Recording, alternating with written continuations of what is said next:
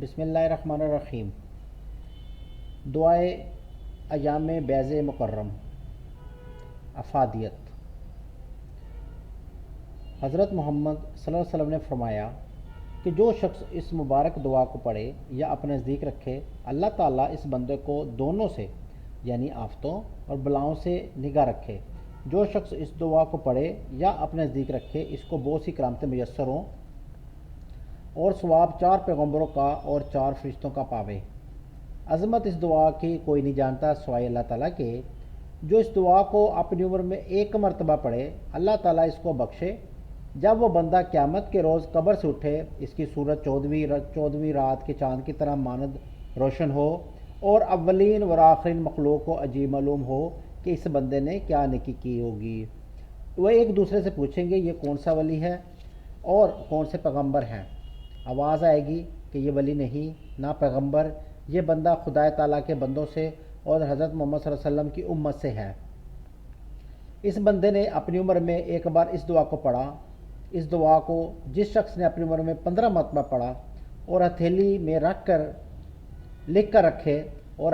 لکھ کر رکھے، جب قبر سے اٹھے پس ایک براق آئے گا اور اس کی زین سرخ یاقوت سے بنی ہوگی اور وہ قیامت کے میدان میں سوار ہوگا، اور آواز ہوگی کہ اس بندے نے دنیا میں اپنی عمر میں 15 مرتبہ یہ دعا پڑھی ہے۔ پس آواز آئے گی اس بندے کو ایک ایسی جگہ دو جو شخص اس دعا کو پڑھے اس کو قبر کا عذاب نہ ہوئے اور دوسرے عذاب سے امن میں رہے، اگرچہ اس کے گناہ دریا سے 2 گنا ہوں، اللہ تعالیٰ معاف کر دے گا۔ جو شخص جمعے کی رات کو اس دعا کو 5 مرتبہ پڑھے، محمد مصطفیٰ صلی اللہ علیہ وسلم کو بخشے، خواب میں آپ کو دیکھے، اگر کوئی غم میں مبتلا ہو اس دعا کو پڑھے، اللہ تعالیٰ غم کو دور کرے گا۔ اگر کوئی بھوکا پیاسا پڑھے، اللہ تعالیٰ اس سے بھوک پیاس اٹھا لے گا اور جو حاجت چاہے پوری ہو۔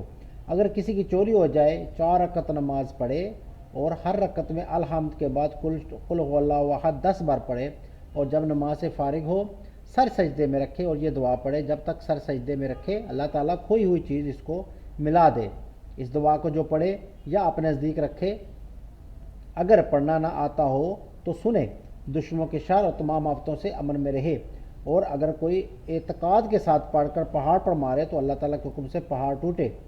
اس واسطے کہا اس دعا میں اللہ تعالیٰ کے بزرگ نام ہیں، اگر کوئی نہ سکھا دے، بخیلی کرے، گنہگار ہو۔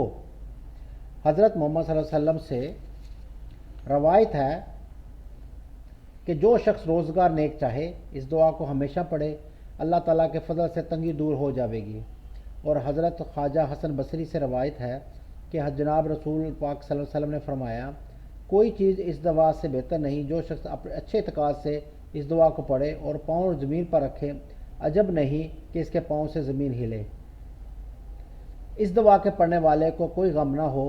جو شخص اس دعا کو صبح کی نماز کے بعد 3 مرتبہ یا 1 مرتبہ پڑھے، اللہ تعالیٰ اس بندے کی عمر زیادہ کرے اور دشمن پر فتح پاوے۔ اگر کوئی قید خانے میں گرفتار ہو، یہ دعا پڑھے، اللہ تعالیٰ اس بندے کو قید خانے سے رہا کرے۔ جو شخص 3 روز صبح کے وقت بلا ناغہ پڑھے، اللہ تعالیٰ 70,000 فرشتوں کو حکم دے کہ آسمان سے نیچے آئیں اور اس بندے کو تمام آفتوں اور بلاؤں سے محفوظ رکھیں۔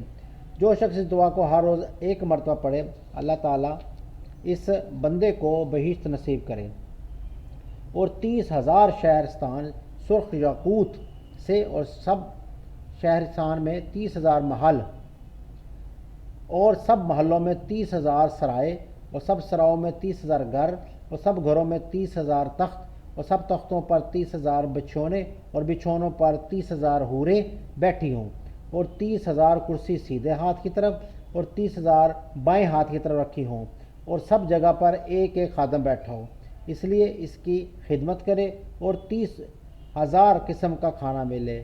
وہ دعائے مکرم یہ ہے۔